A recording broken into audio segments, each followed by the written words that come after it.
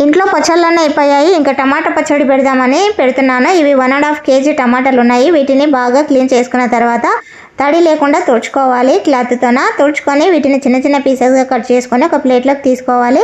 ఇప్పుడు స్టవ్ మీద చిన్న బాండి పెట్టుకొని ఆవాలు మెంతులు వేయించుకొని పక్కకు పెట్టుకోవాలి. అది చల్లారేలి ఈలోపు బాండి పెట్టుకొని టమాటాలు వేసుకొని మూత పెట్టి మగ్గించుకోవాలి. మధ్యలోనే పసుపు చింతపండు వేసి కలిపి మూత పెట్టి స్టవ్ మీడియం ఫ్లేమ్లో పెట్టుకొని ఉడికించుకోవాలి.